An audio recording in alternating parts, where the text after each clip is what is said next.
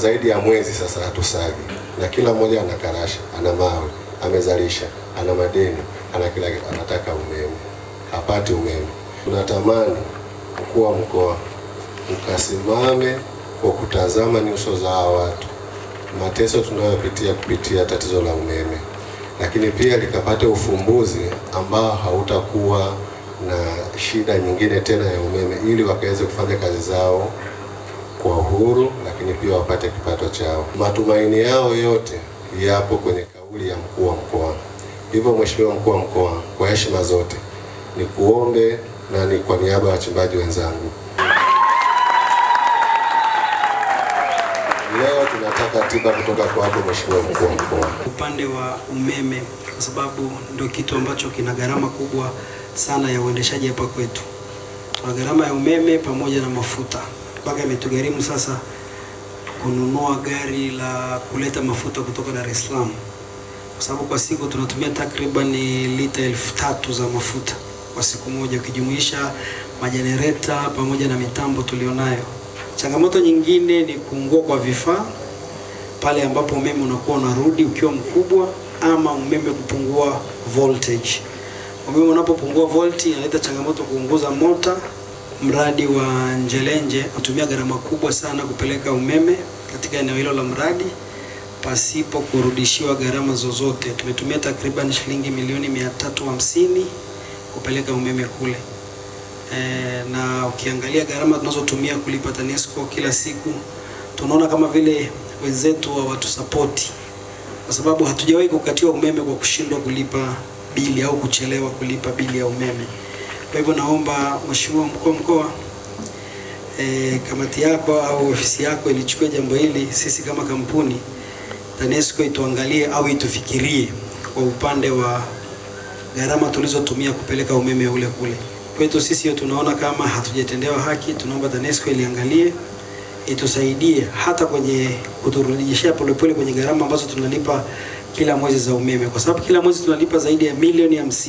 Sisi kama wadau namba moja, lakini pia wasimamizi, changamoto hiyo ipo na ni kubwa na inatuathiri, lakini pia inakatisha tamaa wawekezaji. Kuna watu wengi kama walivyosema mbunge siku ile, Songwe ni miongoni mwa mikoa ambayo imebarikiwa na wawekezaji wanatamani kuja, lakini changamoto ya umeme inawarudisha nyuma. Kwa hiyo ni matumaini yetu uji wako Mheshimiwa mkuu wa mkoa utakuwa ni chachu ya kupata suluhu ya tatizo hili, ili malengo yote tuliyosema yafikiwe, kwa maana ya wachimbaji waweze kuchimba, lakini serikali iweze kukusanya mapato yake. Mhandisi Chonya, Dominic, TANESCO mkoa. Kimsingi yaliyowasilishwa ni sahihi. Umeme tuliokuwa nao sasa hivi ambao huu tunaoona hapa, kimsingi laini ilikuwa inalisha ni wateja wa kawaida kabla hata hii migodi haijaanza. Hapa sasa hivi ninapozungumza laini hii iko mpaka Ileje kule. Kwa hiyo ikitokea hata Sajaresta imetokea shida Ileje kule, tutapata shida mpaka huku. Laini ilisambaa na miradi ya REA tuliendelea kutepu kwenye laini hii ili kuweza kuhudumia wananchi wote, lakini haikuwa specific kwa ajili ya miradi ya madini mheshimiwa. Kwa hiyo ndio changamoto ambayo tunakutana nayo. Umeme unakuwa mdogo kutokana na ongezeko la matumizi yaliyoko huko mwishoni ambayo hayakuwepo kwenye mipango hiyo wakati huo. Lakini bado serikali iliendelea na mipango hii. Mipango ya muda mrefu ndio iko miwili, utekelezaji wa mradi wa TAZA ambao mpaka sasa uko kwenye uvutaji wa line uko 78%, na ujenzi wa vituo vya kupoza umeme uko 68%. Mradi huo unaendelea. Lakini kwenye hoja ya ujenzi wa line ya 220 kuja mpaka hapa sasa, ambayo hasa ndio ya msingi kwetu hapa, line hii wameanza upembuzi. Tulifika mpaka ofisini kwa Mheshimiwa mkuu wa mkoa, tukaomba ridhaa, wakapita humo na walifika mpaka hapa. Nafikiri wamepitia karibu kila kata kutafuta sehemu ambapo line hiyo itapita, na tunashukuru wananchi kwa kweli walikuwa wazi kutoa maeneo yao kwa sababu ya kuruhusu line hii ipite. Kuhusu swala lake la ujenzi wa hiyo line kupeleka kwenye mgodi wake mkubwa kule, kimsingi tutamuomba mheshimiwa aandike barua, kwa sababu sisi tunahama sana, na mimi mwenyewe nimekuja hapa si muda mrefu, nimekuja kukuta changamoto hii inaendelea. Kwa hiyo nitaomba mheshimiwa tuandike barua hiyo na mimi nitaipeleka makao makuu kwa ajili ya utatuzi. Mheshimiwa, changamoto kubwa ya sekta ya umeme, kwa sababu ili tuweze kufikia malengo yetu ya dira 2030, ili tuweze kufikia malengo ya utekelezaji wa sera ya madini pamoja na mipango mbalimbali ya kuweza kuleta mageuzi katika sekta ya madini, manake ni lazima tutengeneze mazingira wezeshi yatakayowawezesha wachimbaji wadogo, wakati na wakubwa kufanya shughuli zao bila kikwazo chochote. Sasa katika wilaya ya Songwe, moja miongoni mwa kikwazo kikubwa sana ni changamoto ya upatikanaji wa umeme. Umeme ambao tumekuwa tukiupata umekuwa ukikatika mara kwa mara. Umeme ambao tumekuwa tukiupata umekuwa hauna nguvu, lakini umeme ambao tumekuwa tukiupata hautoshelezi mahitaji. Na changamoto hii inachagizwa na kiwango kikubwa na kasi ya maendeleo ya wilaya ya Songwe. Miaka 5-10 iliyopita, Songwe haikuwa kama ilivyokuwa sasa hivi. Uwekezaji kwenye sekta ya madini haukuwa kama ulivyokuwa sasa hivi, lakini uwekezaji kwenye maeneo mengine hayakuwa kama alivyokuwa sasa hivi. Kwa hiyo kasi ya wananchi kufanya uwekezaji ni kubwa zaidi kuliko kasi yetu sisi kama serikali kuweza kutengeneza mazingira rafiki ya kuwezesha upatikanaji wa umeme wa uhakika unaoendana na kasi ya uwekezaji unaofanyika kwenye sekta ya madini. Kwa hiyo kama serikali hapa tulilegalega, tulishindwa kuwa na mipango ya muda mrefu tangu kipindi hicho ambacho tulikuwa tunaona kasi ya maendeleo katika mji wetu wa Songwe unaendelea. Manake kutokuwa na hiyo mipango ndio inasababisha mpaka sasa changamoto imekuwa kubwa. Tumetembelea katika eneo hili la uwekezaji la Green Pacific. Tumeona namna mitambo ambavyo inavyohitaji umeme mwingi kuhakikisha kwamba inafanya kazi kama vile inavyotakiwa. Kwenye taarifa hapa ametuambia anatumia mafuta ya diesel karibia lita 3000 kwa siku. Kiangalia lita 3000 kwa siku unazungumzia sio chini ya milioni kama 9 hivi kwa siku. Lakini kwenye taarifa hapa amenitolea mfano kuanzia katika kipindi cha miezi 6 kati ya Septemba mpaka Februari 2026 wamelipa milioni 312.5 kama bili ya umeme kwa TANESCO. Lakini wamesema wamelipa milioni 259.3 katika kununua mafuta katika kipindi cha miezi 6. Kwa hiyo sasa ukilinganisha hizi gharama unaweza kuona kwamba gharama hapa za uzalishaji zinakuwa kubwa kutokana na matumizi ya mafuta. Sasa gharama hizi kama tungekuwa tunatumia umeme, manake hizi gharama zingeokolewa, zisingeweza kufika gharama hizi ambazo zimetumika. Lakini hali kadhalika kwa upande wetu kama TANESCO tunapoteza fedha zingine, manake kama tungekuwa tunatumia umeme kwa kipindi chote cha miezi 6, manake hii bili ingeongezeka, isingekuwa hii ya milioni 312. Hii bili ni kiwango kidogo cha umeme ambacho anachokipata katika kipindi hicho. Kama angekuwa anatumia umeme kwa masaa yote 24, manake TANESCO wenyewe pia wangeweza kukusanya vya kutosha. Kwa hiyo TANESCO wanapoteza mapato, lakini mwekezaji gharama za uzalishaji zinakuwa kubwa, na mwisho wa siku hata kiwango chake, spidi yake ya kukuza mtaji wao haiwezi kuwa kubwa, atakwenda taratibu. Sasa kama serikali ni wajibu wetu kwamba serikali ya Mheshimiwa Rais, Mheshimiwa Dr. Samia Suluhu Hassan ilitambua changamoto tuliokuwa nayo ya umeme sio tu katika wilaya ya Songwe peke yake, bali katika mkoa wote wa Songwe. Mkoa wetu bado haujaunganishwa katika gridi ya taifa. Na kwa kutambua hilo, akatoa fedha zaidi ya bilioni 200 ambapo tunajenga kile kituo cha kupoza umeme, zaidi ya bilioni 200 kwa kile tu kituo kimoja, lakini ukijumlisha gharama za mradi wote ni zaidi ya hiyo fedha. Tunajenga kituo cha kupozea umeme pale Mkangamo, na kituo kile kinaendelea vizuri. Lakini hali kadhalika tuna mradi ambao hivi karibuni wenye thamani ya shilingi bilioni 100 wapo katika hatua za awali kama ambavyo wamesema mwenye meneja wa TANESCO wa ngazi ya mkoa, utakaowezesha kujengwa kwa kituo cha kupozea umeme. na ambacho kitasaidia wananchi wa Songwe pamoja na Chunya. Lakini kupitia ule mradi ambao tunajenga pale kituo cha kupozea umeme Mkangamo, utakuwa na line itatoka kule itakuja huku.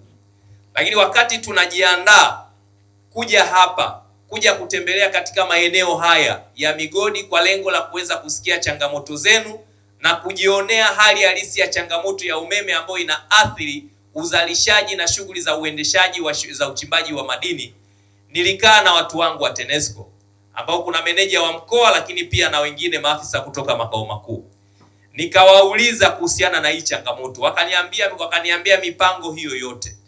Lakini mipango hii tuliokuwa nayo manake haiwezi katupatia unafuu ndani ya kipindi cha miezi miwili, ndani ya kipindi cha miezi mitatu, ndani ya kipindi cha miezi minne. Ni mipango ambayo tunahitaji muda kidogo iweze kukamilika ili tuweze kuondoa tatizo la umeme moja kwa moja. Lakini nilichowaagiza jana usiku, nikawaambia mimi mpaka kufikia kesho nataka munipatie mpango wa muda mfupi wa uhakika utakaosaidia kuleta unafuu katika changamoto ya umeme, kwa sababu siwezi na hatuwezi kusubiri mipango ya mwaka mmoja, miaka miwili, miaka mitatu, wakati bado changamoto ya umeme inaendelea kwa wananchi wa Songwe wa kawaida, lakini pia kwa wawekezaji kwenye sekta ya madini. Kwa sababu kama hali iliyopo sasa hivi iko hivi, manake baada ya miezi mitano tatizo bado linaendelea kuwa kubwa. Baada ya mwaka mmoja tatizo litaendelea kuongezeka kuwa kubwa. Baada ya miaka miwili tatizo linaendelea kuwa kubwa. Sasa jukumu letu sisi kama viongozi, tumepewa dhamana hii, ni kutafuta majawabu ya changamoto za wananchi wenzetu. Ndio kazi kubwa ya viongozi. Kwa nikawaambia kwenye ziara hii mpaka ninapotaka kumaliza kesho, nipatieni mpango wa muda mfupi utakaowezesha kukabiliana na changamoto ya upatikanaji wa umeme kwenye maeneo ya migodi ya madini katika wilaya hii ya Songwe, lakini hali kadhalika kwa wananchi. Sasa hivi hapa katika taarifa yake ndio ameniambia kwamba kuna mpango huo wa muda mfupi ambao waliupendekeza wa kujenga hiyo laini moja ambayo moja kwa moja itakuja kwa ajili ya shughuli tu za uchimbaji wa madini, ili ile laini nyingine tuiache iendelee kutumika na wananchi kule wengine, tukiwa na laini inayojitegemea kwa ajili tu ya kwenye maeneo ya uwekezaji wa madini, na ile laini nyingine ikabaki kwa ajili ya watumiaji wengine. Hili tatizo kwa kiwango kikubwa tutakuwa tumepata ufumbuzi wake. Sasa kwa sababu mpango huu ameniambia hapa sasa hivi, na ziara yangu bado sasa hivi hapa ni eneo la kwanza, bado tuna maeneo kama matatu tunakwenda kutembelea. Maanake tukifika kule mwisho katika majumuisho, tunataka tuone namna gani sasa tunaanza kutekeleza mpango huu. Tunafanyaje kuweza kupata fedha za kuweza kutekeleza mpango huu ili ndani ya kipindi kifupi tuweze kukamilisha. Maanake tukisema tunasubiri fedha kutoka kwenye bajeti ijayo ya mwakani, mwaka huu watu wanaishije? Mwaka huu watu wana njaa. Ukisema wasubiri chakula mwakani, mwaka huu unafanyaje? Kwa lazima tupate majibu ya namna ya kutekeleza mpango huu, ya namna ya kupata fedha ya kutekeleza mpango huu ili tuweze kuwasaidia kutatua hii changamoto katika sekta hii ya madini.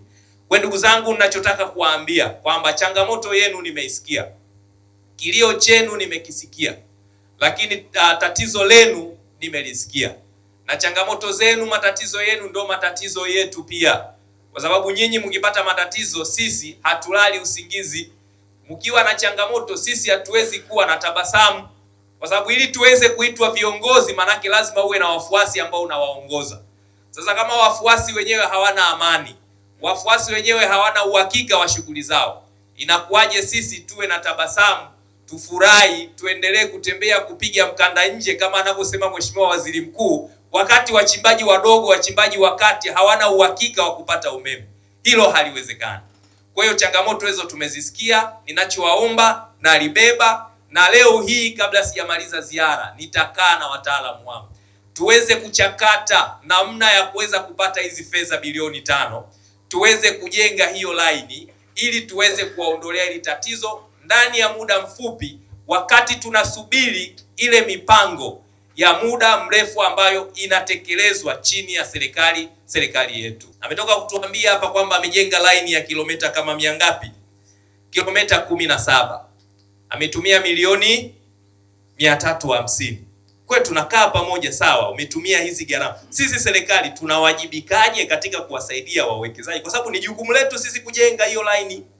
Sio jukumu lake, ni jukumu letu sisi kujenga, kuhakikisha kwamba wawekezaji wetu tunawatengenezea mazingira bora ya kiuwekezaji, ikiwemo kuwapelekea miundombinu hii ya umeme, lakini hali kadhalika miundombinu mingine. Lakini tunakubali kwamba bajeti zetu sisi tunatenga mwaka hadi mwaka. Mwekezaji ametokea ninahitaji umeme, sisi hatuna bajeti, tunakaa naye chini, sawa, tunakubaliana jenga, alafu tutaweka utaratibu wa kuweza kufanya nini, kuweza kurejesha. Nadhani hiyo inaweza kuwa ni utaratibu mzuri ambao unaweza kuwaondolea adha na maumivu hawa wachimbaji na wawekezaji wetu katika sekta ya madini.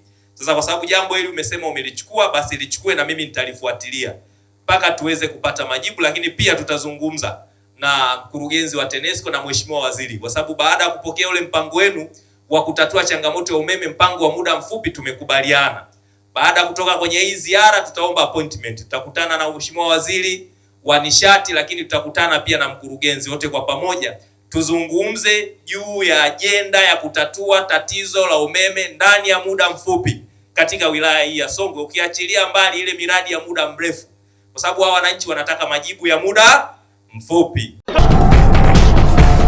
Mtazamaji wa J Online TV, ili uwe kwanza kupata habari kutoka JTV, subscribe kisha like, halafu bonyeza kengele hapo chini ili uwe wa kwanza kupata taarifa pindi habari mpya inapokuwa imewadia.